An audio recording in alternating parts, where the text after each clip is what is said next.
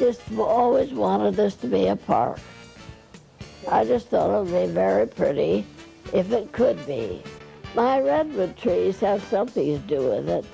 I can't bear the idea of all the trees being taken down. Ruth Quayle Boone lived at Forest Home Farms for nearly 70 years.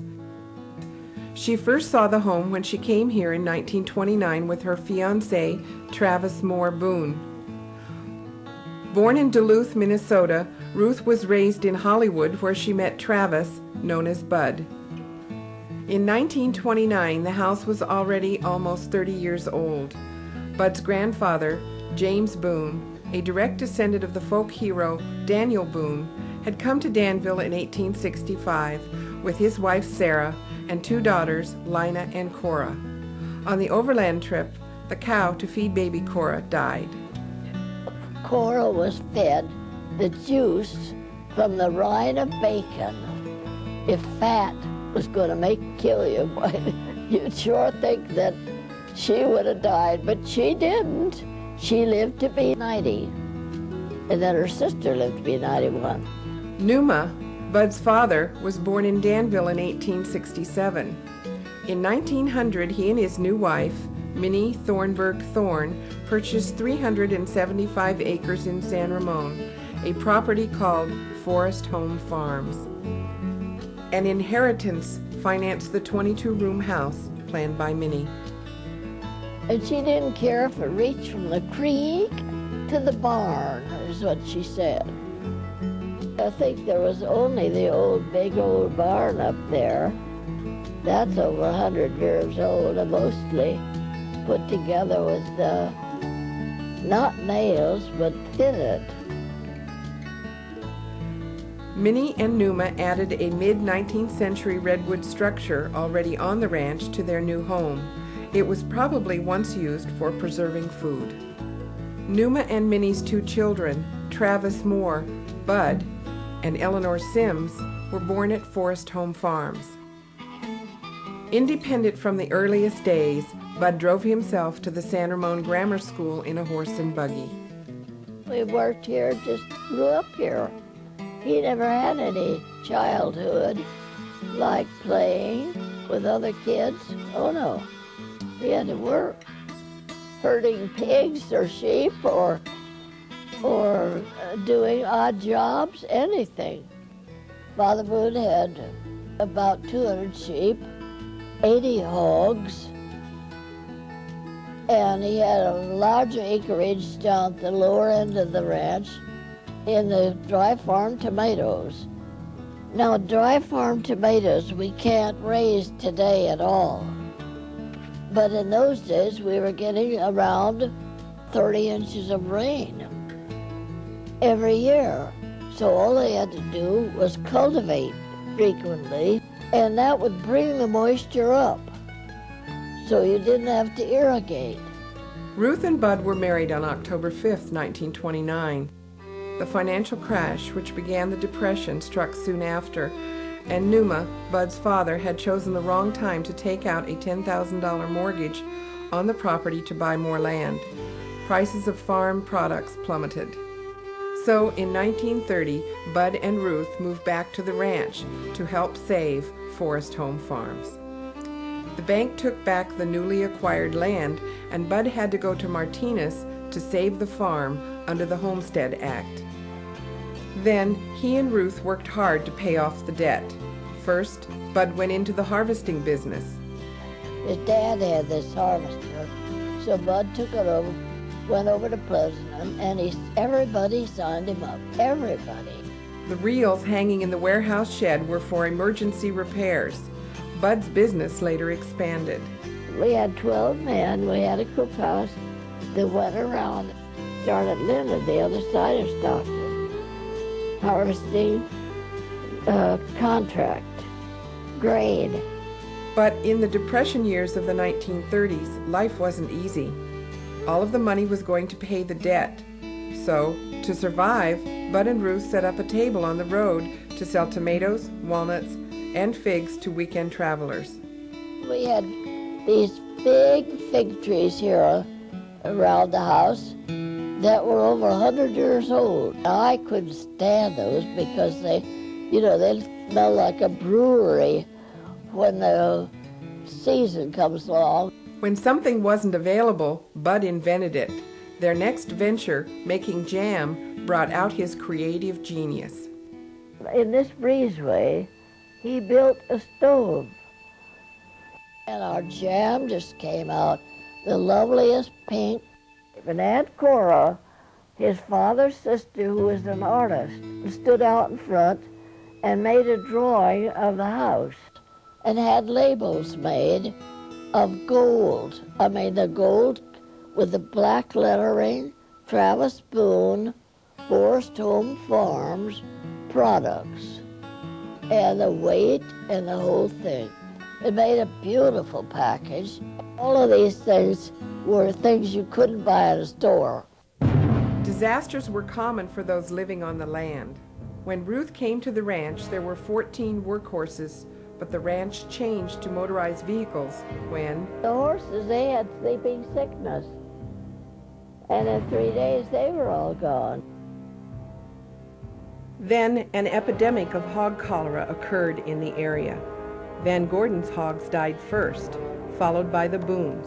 Then the hogs died at the Elisondos at the glass house next door. The glass house has been relocated and is now part of the park. Bud leased land in Pleasanton, on Hopyard Road for grain and barley, planted sugar beets on Santa Rita Road, and 300 acres of tomatoes at Castlewood. Ruth, who did accounts and helped out wherever needed on the ranch, soon had another job.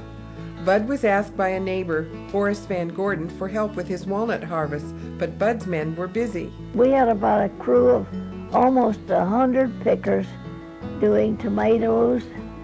We had 2 harvesters with 6 men on every harvester. Bud provided 2 men to knock the trees, but Ruth took on the picking. Leading the workers' wives, she formed a ladies' walnut picking group. At one time, the Boones took care of 900 acres of walnuts in the San Ramon and Ignacio valleys. And Bud continued to invent. Some of the trees were very large. The men didn't want to climb them. So Bud took a tractor and he built a tower, steel tower, and he built out a projection to match the tree. Now, the projections wrapped around the tree. The one at the top had to go in the furthest, then the next one, then the bottom. Oh yeah, they put the oil barrel on the end of each one. The man stood in the oil barrel and knocked the trees from there. And he was perfectly safe. And then they could drive the tractor all the way around the tree. When we started, all we could do was to drive them over here on the hill.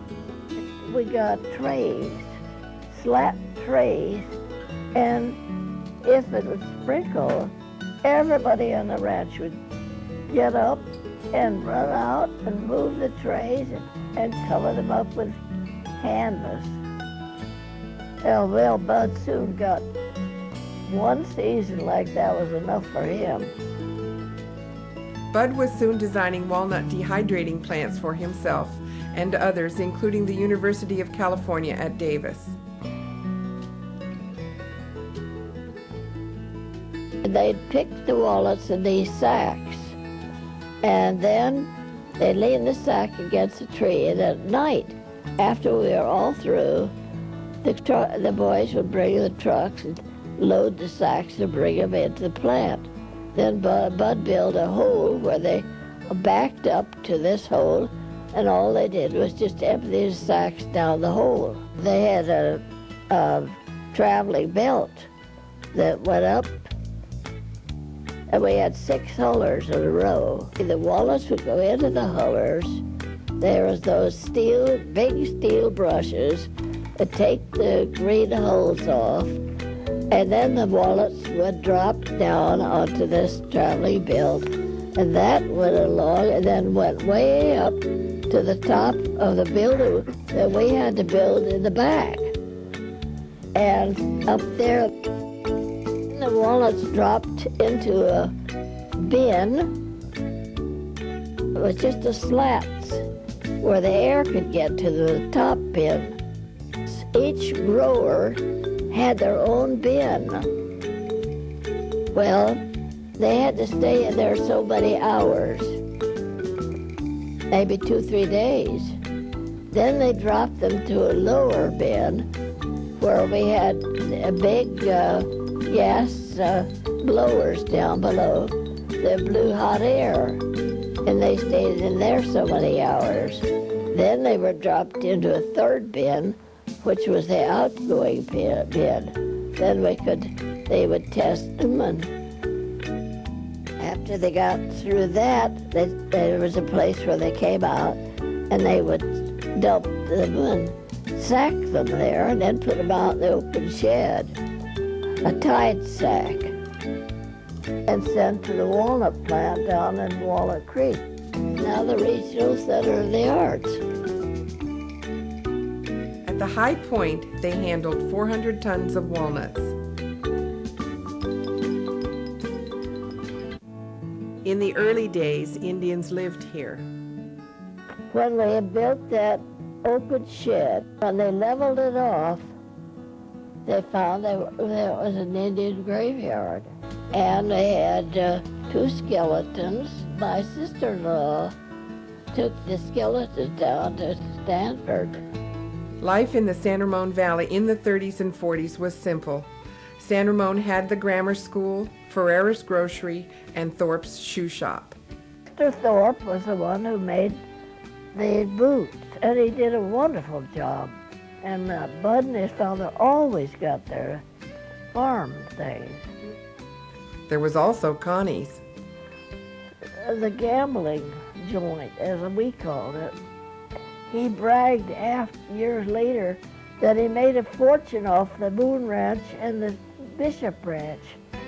Ruth shopped for supplies for the ranch at Acres in Danville. Well, it was on Harts Avenue where the Veterans Hall is. It was opposite the First National Bank, where Father Boone had been manager for 6 years in the 20s. In the 60s, Ruth and Bud were faced with pressures to sell off their land. The property went from 375 acres to 16. The freeway took 3 acres. PG&E took 90 acres. They ruined the hills. They chopped it up and they paid us $700. Finally, offered $5, and we refused. The telephone company also needed land, and Walt Disney and Pine Valley Schools, as well as Boone Acres Park, are on what was once Forest Home Farms. 16 acres remain. Shortly before she died on July 5, 1998, Ruth Quayle Boone decided to donate this land, her home, and the ranch's barns and buildings for the enjoyment of the people of the San Ramon Valley, in memory of Bud, Travis Moore Boone, who died in 1981. I wanted the city to preserve it for a park, if it was possible. The Travis Boone Park. I want him to get the credit.